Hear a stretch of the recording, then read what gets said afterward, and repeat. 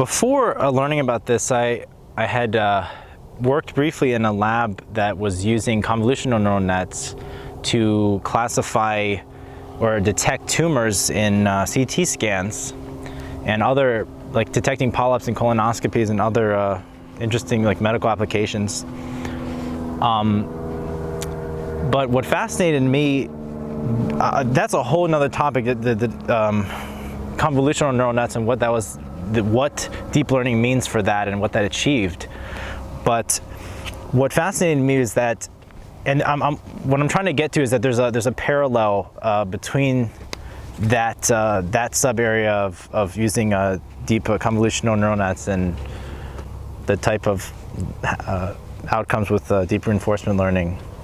What was interesting is right before I left the lab, they had this data set they were working with that was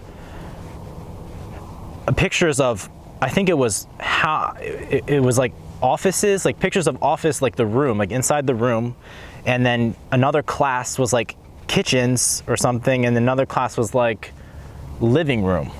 What those neural nets can do is sort of abstract the idea of what a cat or a dog is. In the case of at least the classification problem, they can classify this diverse array of objects, and it doesn't matter, you know, what angle you're seeing the object from, as long as it sees some of the features, you know, it eventually learns or grows these, it builds these filters, these convolution filters, which can then go and scan across the image and highlight, you know, in the convolution of that image, they can highlight where those features, you know, where they occurred in the image and how much of it was there. You know, it's like it's building up that signal. It's like a detector.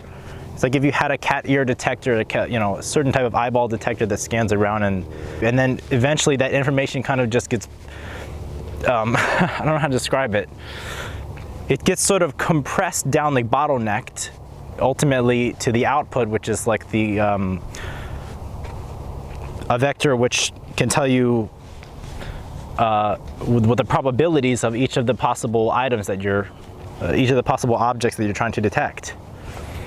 So fundamentally, it's interesting to me because what's going on is like you have this mathematical, you just have this machine that can then perform the same kind of abstraction that we as mammalian brains can do, which is they don't learn exactly in the same way as we've figured out, but they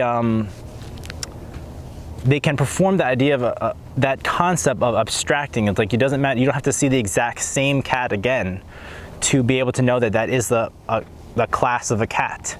But like you see some other instances of it and you see that it's that type of entity. But what was interesting was when they had you can push the limits about this abstraction, like with the data set with a whole bunch of pictures of office buildings, living rooms, and kitchens. It's interesting to me. It's like it eventually was able to distinguish between these three classes, and it's hard even as humans to, if you think about it, like what is a kitchen? How do you describe what that is in terms of the visual appearance of it? There's so many different forms that it can take. It's like what exactly was that network using to distinguish those type of rooms? It's like it's so you see it, what I'm trying to say is it brings it to an even higher level of abstraction. So it's just interesting to me that they can, you know, in our mind as a human, you kind of perceive that abstraction as like just a feeling. It's just like you just kind of feel that, you know, that is I'm looking at an office building, or you know, an office room. The parallel I've been trying to come back to with reinforcement learning and what these agents can learn to do is that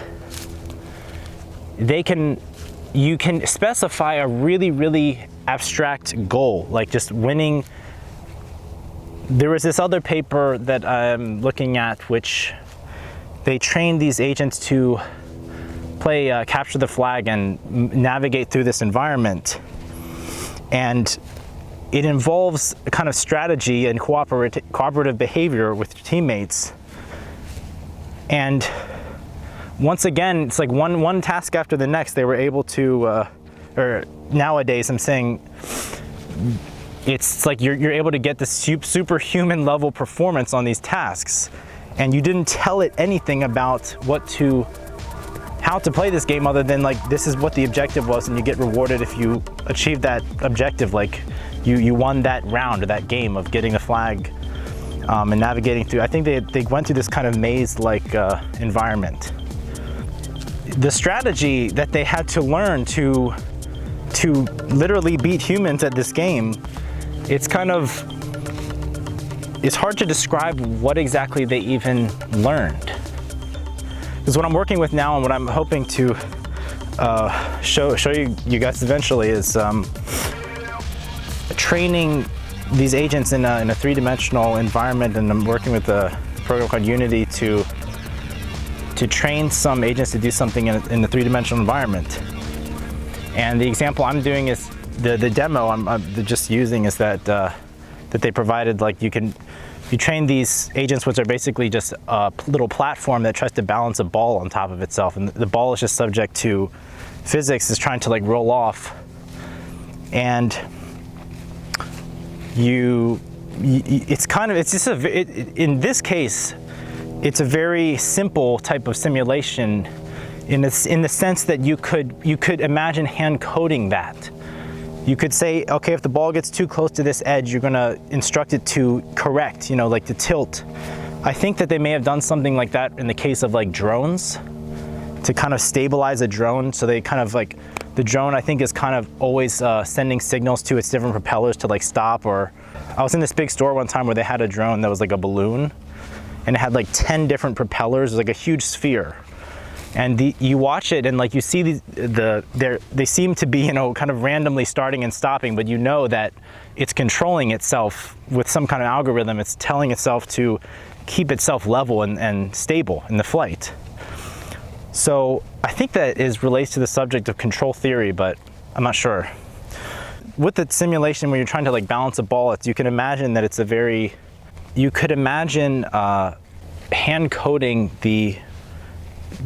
an agent just in the way that they made the enemies or the bosses in video games, like hand designing the way that platform will correct itself, just like with the drone, in order to stabilize that ball on top. But another thing, so what's interesting about when you scale up these techniques that we're developing in reinforcement learning now, and you can get behaviors like that where they played capture the flag, and it's really hard to describe what they learned. It's hard to imagine, impossible really, to hand code that type of behavior because it's so complex, it's so lifelike. That's like one unifying feature of all these agents. It's like they do something and you think that it's almost like alive. That has not been done before, at least to my knowledge.